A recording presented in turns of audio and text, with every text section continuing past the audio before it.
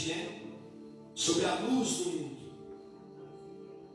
Todo ser humano, servo de Deus, quando ele aceita Jesus, nada é por acaso. A verdade, quando o tema da campanha, conhecereis a verdade vos libertará. Se eu e você nesta noite estamos aqui, foi porque um dia a verdade chegou até nós.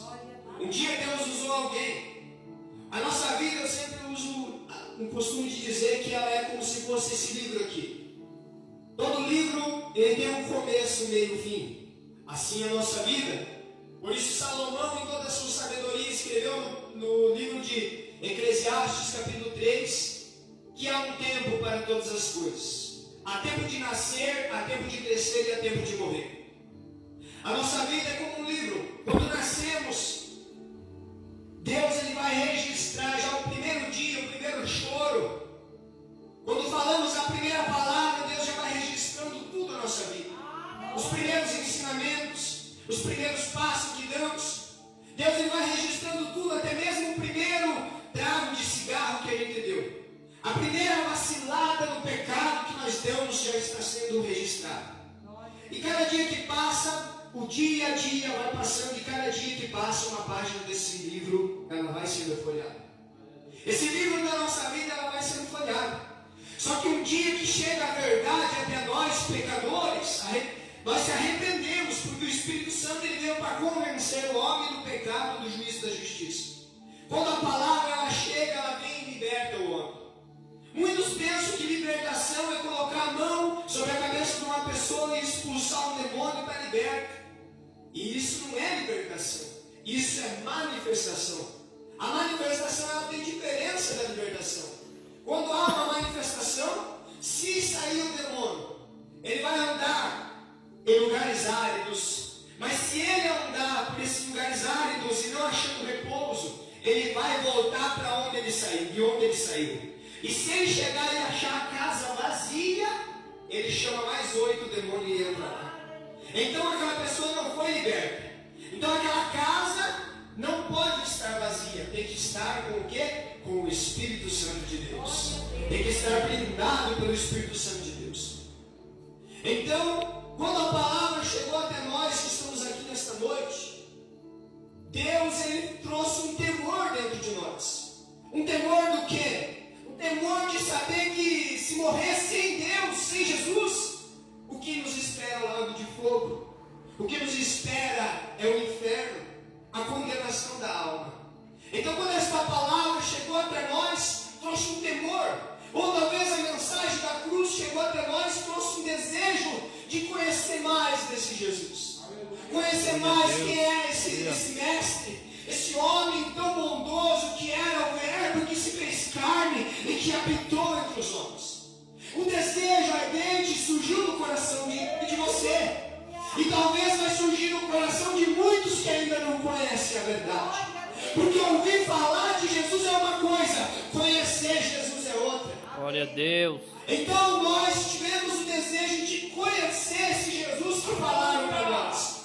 E de que forma que conhecemos Ele? Através da nossa consagração, renúncia do pecado. Porque Deus falou no livro de Isaías, capítulo 59, versículo 1: a minha mão não está encolhida para que não possa salvar, meus ouvidos não estão tapados para que não possa ouvir a tua oração, mas os vossos pecados causam divisão entre vós e o vosso Deus. Então há uma divisão entre o homem e Deus, que é o pecado. Para que esse pecado fosse retirado, precisava um sacrifício de um cordeiro. No tempo de Moisés, escolhia-se a primícia da sua ovelha. A primícia de cada um que cuidava de ovelhas, pastores, era tirado de cada família a sua ovelha sem mácula, sem mancha, levada ao sumo sacerdote, colocado sobre a lenha, sobre o altar, derramado sangue, queimado em incenso a Deus para a remissão do pecado das pessoas. Mas Jesus, o Filho de Deus, ele veio como cordeiro, como ovelha muda, não para purificar os pecados do judeu, mas para purificar os pecados de toda a raça humana. Por isso que ele rasgou o véu e ele disse: agora está consumado o meu sangue, aquele que crê em mim será salvo, mas aquele que não crê está condenado. Houve uma oportunidade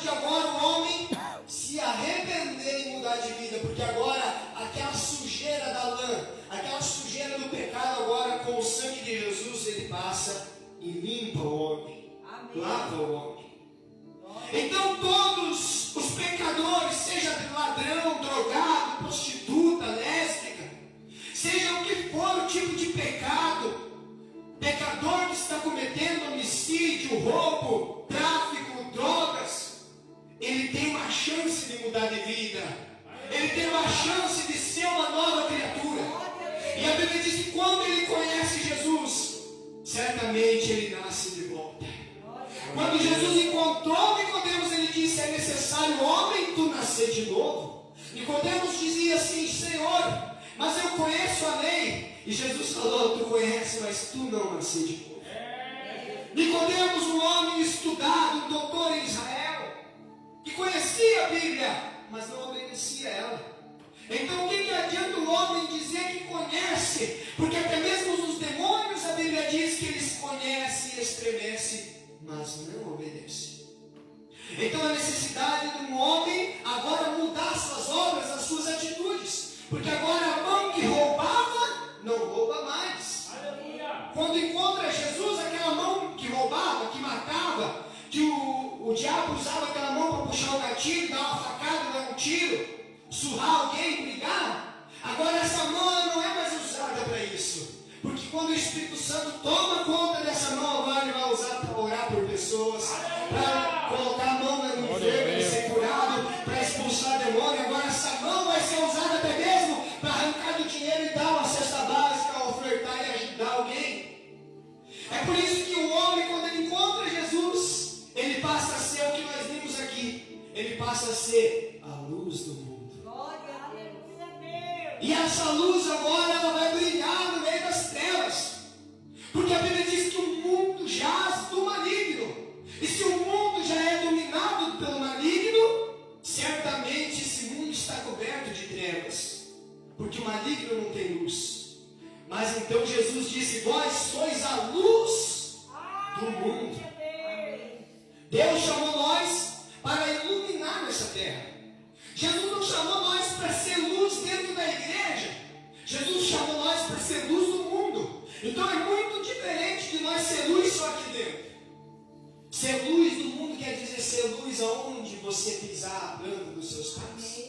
Aonde você andar, as pessoas olhar para você e dizer: olha, lá vai o homem de Deus, lá vai uma mulher de Deus. Aquele é o verdadeiro homem de Deus. Aí Jesus disse assim: para que vejam as vossas boas obras e glorifique ao meu Pai que estás no céu. Aleluia! Muitos dizem: quando der a esmola, dá no oculto e tal, né? Quando for fazer alguma coisa, dá no oculto. Não, Jesus quer que nós faça diante dos olhos dos homens. Que é isso, irmão? Mas Jesus falou que é hipocrisia, porque os fariseus faziam para ser visto pelos homens. Não, Jesus ele quer que o homem não se engrandeça diante das obras que ele faz, que ele não deixa a soberba invadir teu coração. Mas Jesus não disse que é para fazer no escondido, não. Jesus disse assim: que reflita as vossas boas obras diante dos homens, para que glorifique meu Pai que está no céu. Glória a Deus. A importância de um pai, de uma mãe deixar o seu filho ver as boas obras que ele faz, né? Como a irmã estava contando aquele dia. Tem que fazer as obras boas diante dos olhos dos teus filhos para dar exemplo para eles. Aleluia, Deus. Tem que fazer obras boas diante dos olhos dos irmãos da igreja para dar exemplo para eles também. Dar as boas obras aí fora no mundo, diante da sociedade, para dar exemplo também para a sociedade. No trabalho também, dar um bom testemunho, boas obras, boas atitudes, para que aqueles que estão trabalhando, que não conhecem a Deus, possam ver nós e dizer: olha, você é um verdadeiro crente, eu quero servir o mesmo Jesus que você. Eu quero ser que nem você, para que acenda o desejo no coração dos ímpios de ser um cristão. Agora, se nós vivemos uma vida relaxada, uma vida de mau testemunho, com certeza muitos serão escandalizados e o nome de Deus será blasfemado. Tem uma passagem que diz assim: que o nome de Deus é blasfemado diante do gentio por causa da vergonha de alguns. Então muitos hoje em dia, meus irmãos, não estão mais sendo a luz do mundo. Muitos hoje em dia, meus irmãos, eles são luz em cima do altar, mas aí lá fora eles são trevas. Dentro da igreja ele é um crente, fala em língua, profetiza, prega, pula, mas lá fora faz fofoca diante dos ímpios. Fala mal do irmão, ninguém presta para ele. É um filho do diabo, é um hipócrita. Porque Jesus falou também para aqueles fariseus: vocês são filhos do diabo, porque o vosso pai é o pai da mentira, e ele mente, vocês mentem também, então vocês são filhos do diabo. Então o que acontece? O crente que aqui fala a verdade, mas lá fora conta mentira, não é filho de Deus. A Bíblia diz que não pode jorrar de uma mesma fonte água doce e salgada. Jesus falou: conhecereis os falsos profetas pelos frutos, porque toda árvore ela não é conhecida pela folha, pela beleza, pelo tronco, mas ela é conhecida pelo fruto. Sabeis que é um pé de banana porque tem banana? Sabeis que é um pé de maçã porque tem maçã? Sabeis que é um pé de limão porque tem limão? Cada pé, cada árvore tem os seus frutos. Aí Jesus vai dizer assim, lá o apóstolo Paulo vai dizer assim, que os frutos do Espírito são amor, bondade, longanimidade, mansidão, fé, domínio próprio, caridade. Então o servo de Deus que tem o Espírito Santo, você vai conhecer ele pelo quê? Pelos frutos que ele apresenta. Né?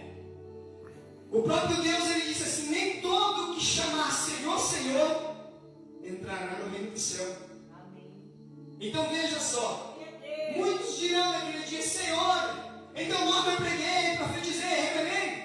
Então veja que dons não salvam o homem. Mas muitos também naquele dia, Jesus vai dizer: tive fome e deste-me de comer. Obras salvam os homens. Dons não salvam, mas as boas obras salvam. Então veja a diferença de um verdadeiro servo de Deus que você vê hoje. Às vezes ele prega muito, profetiza muito, mas entrega muito pouco cesta básica. Alimenta muito pouco o seu próximo, né? Abraça muito pouco aqueles que caem, chora muito pouco por aqueles que desviam, ou por aqueles que morrem sem salvação, né? Cadê o amor, meus irmãos? Deus, ele quer mais isso nos cristãos dessa era.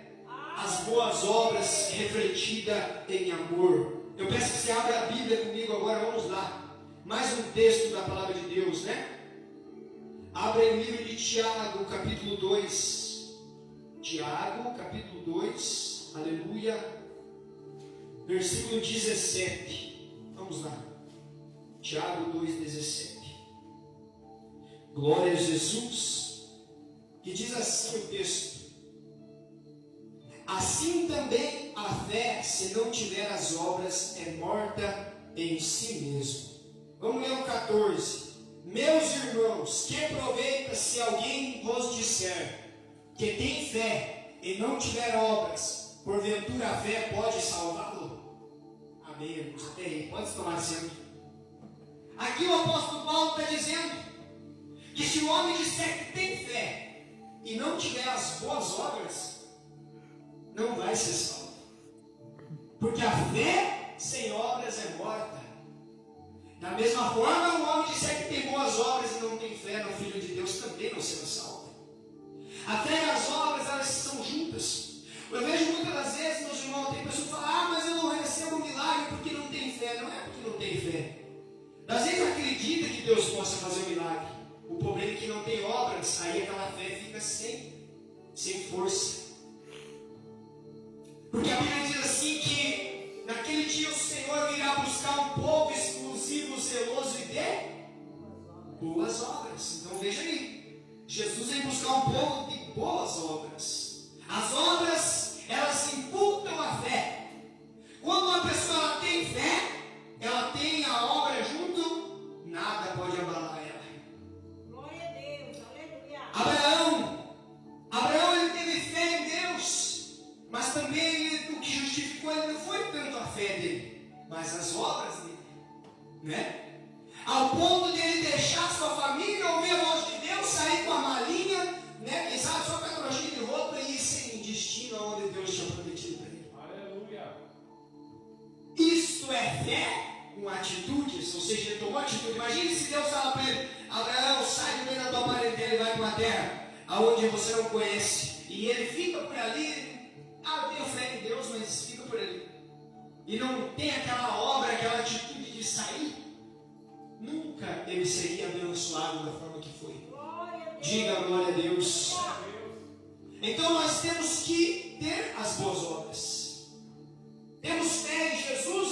Jesus curou, então nós temos que curar também. Jesus alimentou 5.000 pessoas, fora crianças e mulheres, ainda ali com 5 pães e 2 peixinhos. Então nós também temos que tentar alimentar as pessoas.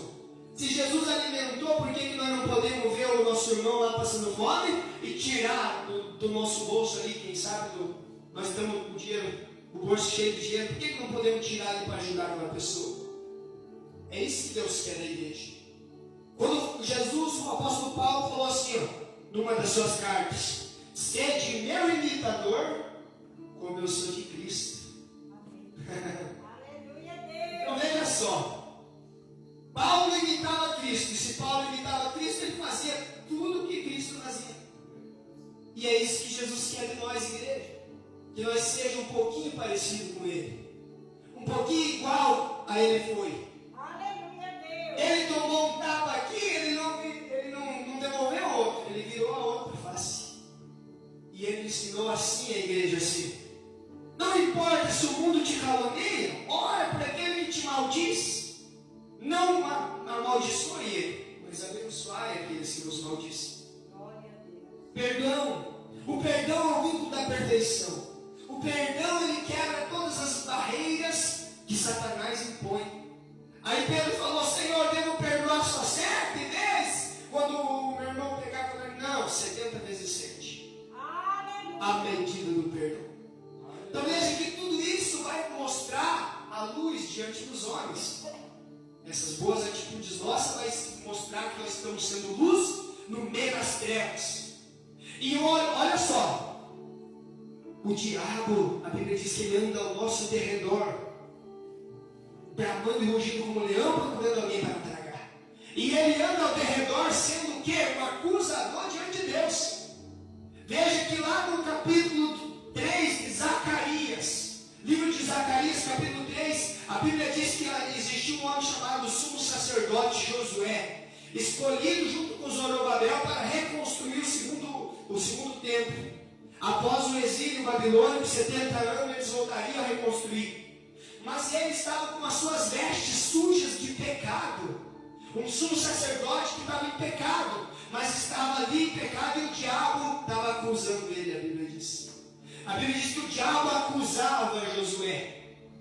Mas de repente um anjo veio do céu, através do arrependimento de Josué, o anjo veio e meteu a espada no diabo e purificou as vestes de Josué. E tirou as vestes sujas e colocou as vestes novas, vestes limpas. Então veja que o diabo, ele acusa nós. Só que quando nós se arrependemos, Deus nos justifica diante de Satanás. Agora Jó, ele já não conseguiu, ele tentou. Mas olha só, meus irmãos, Deus falando com Satanás, Deus falou assim: viste o meu servo Jó? E o diabo falou: eu vejo ele direto, porque ele anda ao derredor, ele vê tudo que nós fazemos. Os demônios veem o que nós fazemos. E pode ter certeza que ele acusa se nós estivermos em pecado. Mas se nós também estiver arrependido, ele não tem do que acusar, porque o próprio Deus diz: olha, ele pecou, mas ele também se arrependeu. Ele falhou, Satanás, mas você não pode tocar nele, porque olha só, ele está ali de joelho dobrado, pedindo perdão para mim. E o sangue do meu filho o purifica. Você viu só que coisa tremenda, meus irmãos? Isso é um mundo espiritual. E para isso, quando nós somos luz do mundo, nós somos essa lâmpada que não pode estar escondida debaixo da mesa, no velador, no meio da casa. Ou seja, nós que temos chamado missionário, evangelista, que nem eu sou, pastor, nós não podemos ficar aqui dentro de 4 paredes, meus irmãos. Nós não somos luz do mundo. Nós estamos sendo luz dentro da igreja. Na igreja vem as pessoas que precisam. Mas daí aquelas pessoas que não vêm na igreja nunca vai ver nós. Então nós precisamos andar e ir atrás daquelas ovelhas perdidas da casa de Israel também. Andar na rua com o nosso bom testemunho. falar de Jesus. Nem que seja poucas palavras, mas deixar aquela semente semeada, né? Temos que ser que nem aquele semeador. Eis que o semeador saiu a semear. Lança a semente, deixa que o Espírito Santo dá o crescimento. É Ele que faz a obra, é o Espírito Santo que convence. A palavra é a semente, mas o Espírito Santo é o que faz com que essa terra seja fértil. Diga glória a Deus. Amém, meus irmãos? Que fique esta palavra para a nossa meditação então esta noite. Que Deus abençoe cada um dos irmãos de uma forma gloriosa, né? Se coloque em pé então no nome de Jesus. Não vamos muito além, né? Devido ao horário. E vamos passar para o servo do Senhor aqui. O Simão Cleverson, né? Mas, irmãos, tem alguém com algum tipo de enfermidade? Alguns irmãos têm algum tipo de enfermidade aí no corpo de vocês? Querem fazer uma prova com Deus? Tem alguém? O irmão está doendo o olho? Vem aqui. Vamos orar, né? Se tiver algum enfermo, vamos fazer prova de Deus, irmão. Jesus está aqui em nosso meio, né? Vamos orar aqui, vamos repreender as enfermidades. Temos que usar a nossa fé, né? Em nome de Jesus. Vamos orar pelo Senhor do Senhor aqui. Meu Deus e meu Pai, Senhor Jesus, toca na vista dele aqui agora, Jesus. Toca com fogo, Jesus. Para a honra e a glória do teu nome, meu Pai. Este mal que está na vista do teu céu, esse ardume que ele sente, Pai, vai queimando e vai repreendendo agora com fogo. No nome de Jesus, que ele nunca mais venha sentir, meu Pai. No nome de Jesus, todo mal nas vistas dele, sai. No nome de Jesus. Amém.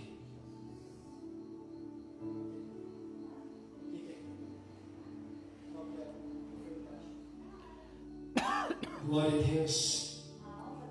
A alma. Vamos orar pela serva do Senhor. Meu Deus e meu Pai, aonde tiver alojado uma enfermidade no corpo desta mulher, meu Pai, Deus querido, Deus poderoso, peço que o anjo do Senhor toque agora. Vai dando graça, Pai, da tua filha, Jesus.